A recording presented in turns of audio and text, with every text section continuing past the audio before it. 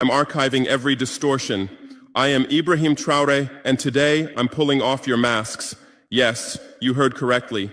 I, whom you call a young military junta leader, whom you brand as a dangerous radical, whom you serve up as an anti-Western dictator, am now telling you the truth. And this time you cannot turn off your microphones. This time you cannot turn away your cameras. This time your editors cannot cut this speech. Because the world you monopolize no longer exists. Because millions will hear these words now, without passing through your filters, without being subjected to your distortions, without being muddied by your lies. I am 34 years old. Every day of my life, I grew up with your lies. As a child, I would watch Africa on television. Always the same images. Children with flies, dry lands, weapons, death. This is Africa, they told us. This is what Africa is. And we believed it. We were ashamed of ourselves. We were ashamed of our own lands, of our own people. But then I grew up. I read, I researched, I questioned, and I understood that the Africa you showed us wasn't real. The story you told us was a lie. The fate you imposed on us was a script you had written. For years, how have you portrayed Africa? How have you shown it? How have you sold it to your viewers? As if we were creatures who had no share of humanity, as if we were savages left outside of civilization, as if we were wretches waiting for you to save us. Every day, every hour, every minute, the same story plays on your screens. Hunger, war, disease, corruption, terror, chaos. These are the words that come to mind when Africa is mentioned. In your Africa dictionary, there are no other words. No hope, no success, no development, no resistance, no honor, no pride, no victory. So I ask you, New York Times, Washington Post, Guardian, Le Monde, have you ever made Africa's successes your headlines? How many times have you written about Rwanda's technology miracle? How many times have you shown Ethiopia's reforestation project? How many times have you praised Botswana's democratic success? How many times have you described Kenya's entrepreneurial ecosystem? No, because these don't fit your scenario. Your Africa cannot be successful. It cannot, because then how will you legitimize your exploitation? If it's not in need of help, how will you intervene? If it's not backward, how will you look down on it? Have you ever asked yourselves, has any editor sitting at their desk, any news director in a meeting, any columnist at their keyboard ever thought, why are the people of the world's richest lands poor? Here are the numbers for you, real numbers. Africa owns 70% of the world's cobalt reserves. Your cell phone, your computer, your electric car won't work without cobalt. This cobalt comes from Congo, but Congolese can't afford cell phones. Africa owns 90% of the world's platinum reserves. Catalytic converters, electronic devices, medical implants, they all need platinum. This platinum comes from South Africa, but South Africans are crushed by unemployment. Africa provides 30% of the world's gold production. Mali, Burkina Faso, Ghana, Tanzania. Gold flows like rivers from our lands. But our people swim in poverty. Africa supplies 65% of the world's diamond production.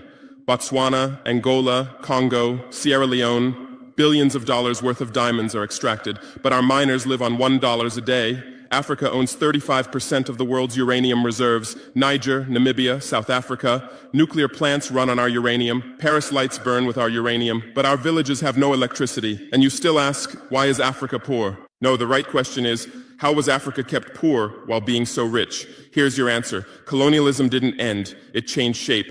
You used to come and occupy our lands. Now you come and establish companies. You used to take by force. Now you make agreements. You used to rule with the whip. Now you rule with credit. Let me give you concrete examples. With numbers, names, dates, but you'll never write about these. Glencore, Swiss-based mining giant, extracting cobalt in Congo. 2022 revenue, $256 billion, a tax paid to Congo, $500 million, that's 0.2%. Is this justice? Rio Tinto, British-Australian mining giant, extracting bauxite in Guinea, 20 million tons annually. What's left for Guinea? Environmental pollution and cancer. Total, now Total Energies, French oil giant, extracting oil in Angola, Nigeria, Congo. 2022, profit, $36 billion investment in Africa, dirty pipelines, Anglo-American, founded in South Africa but now in London. Diamonds, platinum, iron, taking everything. What it left in South Africa, 6 million unemployed miners. And these are just the tip of the iceberg. What about the invisible, the secret deals, the offshore accounts, the transfer pricing tricks? Every year, $88 billion in illegal money flows out of Africa. Who writes about this? Every year, $45 billion in aid comes to Africa. Everyone writes about this, but no one says Africa is not the continent receiving aid, it's the continent giving aid.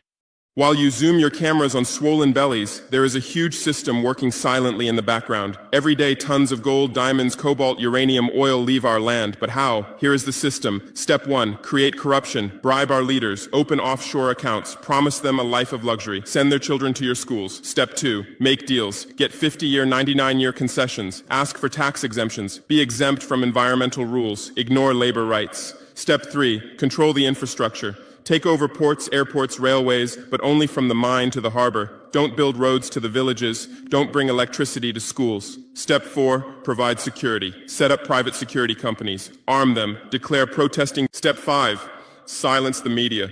Buy local journalists. Suppress opposing voices. Serve internal unrest news to international media.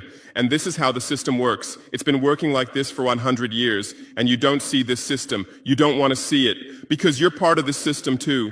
Who are the biggest advertisers of New York Times, CNN, BBC, oil companies, mining companies, arms companies, pharmaceutical cartels, the companies that exploit Africa? You live on their money, you defend their interests, and what I'm about to tell you might cost me my life, but it's no longer time to be silent. France's system in Africa is the CFA franc.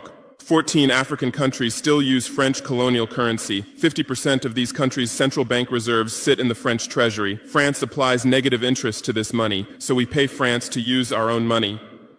Through this system, France transfers $500 billion worth of resources from Africa every year. Does anyone write about this? No. But when France gives Africa 10 billion euros in aid, it makes headlines. Britain's system is more sophisticated. London is the world's money laundering center. City of London, offshore paradise. Every penny stolen from Africa passes through London. Jersey, Guernsey, Cayman Islands, Virgin Islands, all under British control. Africa's wealth hides there. America's system is AFRICOM, Africa Command, 46 military bases on the continent. Official purpose, security. Real purpose, resource control.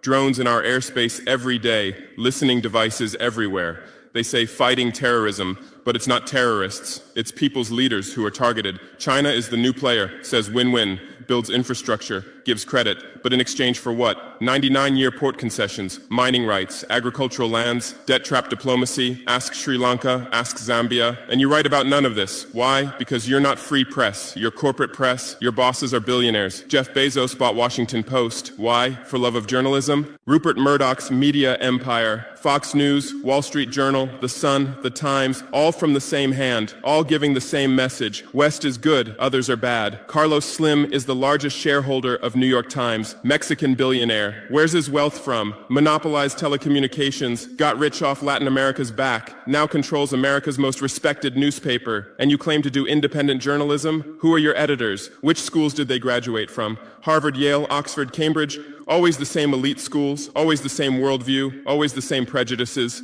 How are your reporters selected? How many languages does your Africa correspondent speak? French, English, that's all. Swahili, Hausa, Yoruba.